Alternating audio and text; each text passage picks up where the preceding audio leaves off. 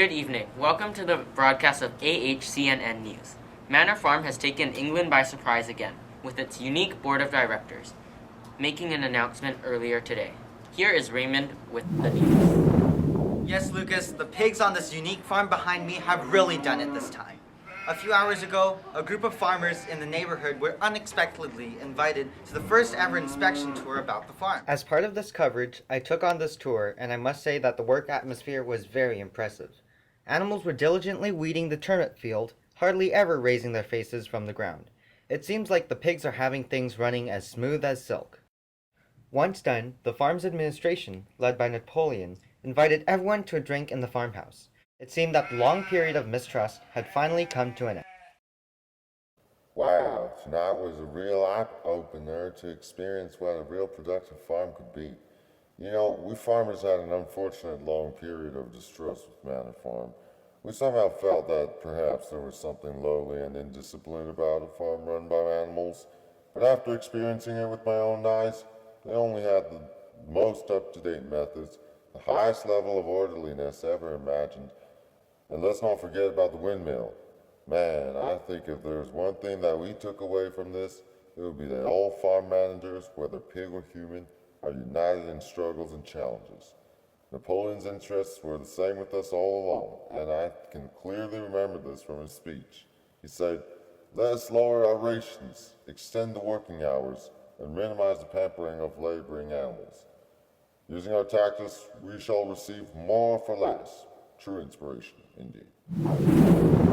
Wow, Animal Farm, or Manor Farm shall I say, has really taken a long way to join in with the rest of the agriculture community.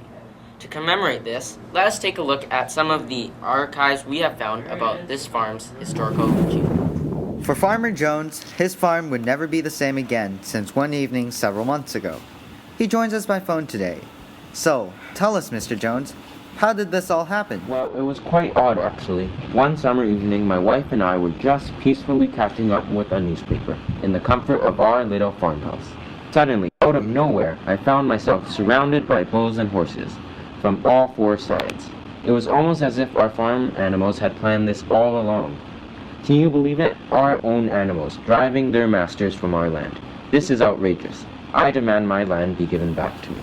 I'm sure it must have been terrible for you. Well, our sources seem to report that these animals have actually established some kind of socialist society, and that some pigs have even scribbled a bunch of commandments on the barnhouse wall, based on one maxim: 4 legs good, 2 legs bad. Do you know anything about this? How dare they? First of all, I didn't even know that porkers could write. I am not even sure what these guys want, but the last time I drove by my farm, I saw one of the pigs being chased off the land by some pack of dogs. If this is what they mean by management, I don't think this is going to last very long. Well, Mr. Jones, it seems that chaos is really written all across the farm. The impressive atmosphere on Animal Farm is sure to have a prosperous impact on the property. However, through talking with commoners on the farm, I've encountered many different opinions about the difficulties of the past few months. Apparently, this windmill has been destroyed 2 times before and has cost many laborious hours of work on the farm. We now check in with the animals to see how they feel about the outcome of the windmill. Well, I think the animals have really done it this time. They really deserve some credit for the process of rebuilding over and over again. Even though the pigs did most of the hard brain work, I think the animals followed through and listened well to our insightful plans. It seems to me that the animals were extremely dedicated because they put in extra hours to get it done. They even voluntarily worked on Sunday. Wow, it seems to me that you pigs have got a great bunch of workers in your service. So tell me, who do you think is the most important worker and contributed the most to the construction of the windmill? That would definitely be Boxer. Boxer is the most dedicated worker on this farm, other than the pigs, of course. He would always work after hours and woke up early to work on the windmill. He is one of my favorite animals on this farm because he always says, "I will work harder." And best of all, Napoleon is always right. We have just been informed that Boxer, a sturdy and loyal workhorse on the animal farm, has passed away. But get this, some say that he had not died in a hospital, but instead had been tragically killed in a slaughterhouse. We have managed to secure Clover, one of Boxer's closest friends, to talk about this devastating and highly controversial news. So Clover, how did this all happen? Well, it all went downhill after the windmill had been destroyed.